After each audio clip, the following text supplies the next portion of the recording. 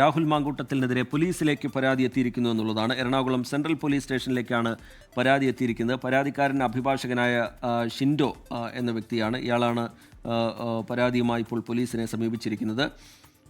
ഗർഭഛിദ്രം നടത്തി എന്നാണ് ആ പരാതിയുടെ ഉള്ളടക്കം എന്നാണ് നമ്മൾ മനസ്സിലാക്കുന്നത്. ഈ പരാതിയിൽ എന്ത് നടപടി സ്വീകരിക്കാൻ കഴിയും എന്ന കാര്യം പോലീസ് ആലോചിക്കുന്നു. അതിൻ്റെ ഭാഗമായി നിയമോപദേശം തേടാൻ ഒരുങ്ങുന്നു പോലീസ് എന്നുള്ളതാണ് ഏറ്റവും ഒടുവിലായി പുറത്തുവരുന്ന വിവരം.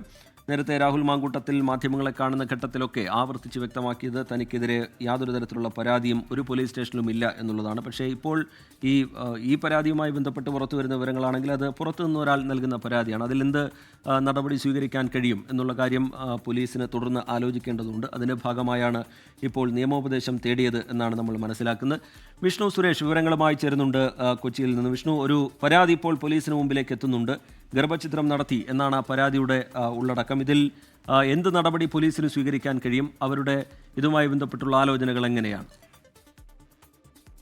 എനിക്ക് പരാതി ലഭിച്ചതേ ഉള്ളൂ. അഡ്വക്കേറ്റ് ഷിൻഡോയാണ് പരാതി നൽകിയത്. ഈ പുറത്തു വന്ന ഓഡിയോ ക്ലിപ്പിന്റെ അടിസ്ഥാനത്തിൽ കേസെടുക്കണം എന്നുള്ളതാണ് ആവശ്യം. നിർബന്ധിത ഗർഭഛിദ്രം നടത്താൻ രാഹുൽ നിർബന്ധിച്ചെന്ന ഓഡിയോ ക്ലിപ്പ് അല്പസമയം മുമ്പ് മാധ്യമങ്ങളിൽ വന്നിരുന്നു. അതുമായി ബന്ധപ്പെട്ട് കേസെടുക്കണമെന്നാണ് ആവശ്യം. പക്ഷേ പോലീസ് നിലവിൽ പരാതി വാങ്ങിയിട്ടുണ്ട്. പക്ഷെ അതിൽ കൂടുതൽ നടപടികളിലേക്കൊന്നും കടന്നിട്ടില്ല. അതിന്റെ ഓഡിയോ ക്ലിപ്പിന്റെ സാധ്യതകളൊക്കെ വിശദമായി പരിശോധിച്ച് അതോടൊപ്പം തന്നെ അതിന്റെ ജൂറിസ്ഡിക്ഷനൊക്കെ മനസ്സിലാക്കിയ ശേഷം മാത്രമേ സെൻട്രൽ പോലീസ് ഒരു നടപടിയിലേക്ക് കടക്കൂ എന്നാണ് നിലവിൽ ലഭ്യമാകുന്ന വിവരം. രാഹുൽ നേരത്തെ നടത്തിയ വാർത്താ സമ്മേളനത്തിൽ ആ ഓഡിയോ ക്ലിപ്പിനെ അടക്കം തള്ളിപ്പറഞ്ഞുകൊണ്ടാണ് വാർത്താ സമ്മേളനം നടത്തിയത്. വ്യാജமான തരത്തിലുള്ള പ്രസ്താവനയാണ് രാഹുലിന്റെ ഭാഗത്ത് നിന്ന് വന്നത്.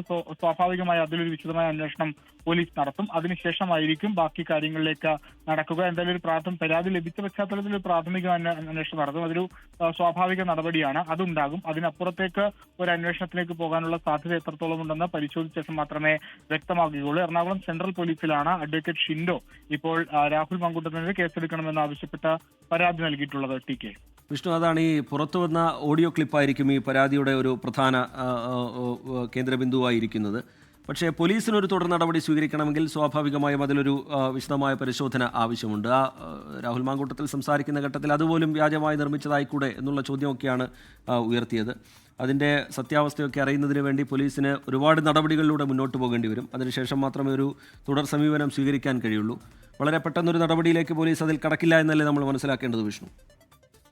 വളരെ പെട്ടെന്നൊരു നടപടിയിലേക്ക് കടക്കുന്നതിന് പോലീസിന് പരിമിതികളുണ്ട്. ആ ഓഡിയോ ക്ലിപ്പിന്റെ സുതാര്യത മനസ്സിലാക്കണം. ഒപ്പം തന്നെ അതിൽ അപ്പുറത്തേക്ക് സംസാരിക്കുന്ന അവരെ ആ യുവതിയെ കണ്ടെത്തണം. അവർക്ക് ഏതെങ്കിലും തരത്തിലുള്ള പരാതികൾ ഉണ്ടെങ്കിൽ അത് പരിശോധിക്കണം. അങ്ങനെ മാത്രമാണ് ഒരു ശക്തമായ നടപടിയിലേക്ക് പോലീസിന് പോകാനാകുള്ളൂ. എന്തായാലും പരാതി ലഭിച്ച പശ്ചാത്തലത്തിൽ ഒരു പ്രാഥമിക അന്വേഷണം നടത്തും. ഒപ്പം ഇതിനൊരു ജൂറിസ്ഡിക്ഷൻ ഒരു പ്രശ്നമായി നിലനിൽക്കുന്നുണ്ട്. എവിടെയാണ് ഈ സംഭവം നടന്നത് എന്ന കാര്യത്തിൽ ഒരു വ്യക്തത വരേണ്ടിയിരിക്കുന്നു. ഇപ്പോൾ എറണാകുളം സ്വദേശിയായ ഒരാൾ സെൻട്രൽ പോലീസിൽ ഒരു പരാതി നൽകിയെന്നുള്ള വസ്തുത അവിടെ നിലനിൽക്കുന്നുണ്ട്. അതിൽ ഇനി പോലീസിനെ എടുക്കുന്ന നടപടികളിലൊക്കെ എറണാകുളം സെൻട്രൽ പോലീസിന് നടപടി എടുക്കുന്നതിനൊക്കെ പരിമിതികൾ ഉണ്ടാവും. അതിൽ വിശദമായ അന്വേഷണം നടത്തി മാത്രമേ പോലീസ് മുന്നോട്ട് പോവുകയുള്ളൂ. പെട്ടെന്ന് തന്നെ ഒരു ശക്തമായ നടപടിയിലേക്ക് കേസടക്കമുള്ള നടപടിയിലേക്ക് പോകാനുള്ള സാധ്യത വളരെ കുറവാണെന്നാണ് നമ്മൾ മനസ്സിലാക്കുന്നത്. T K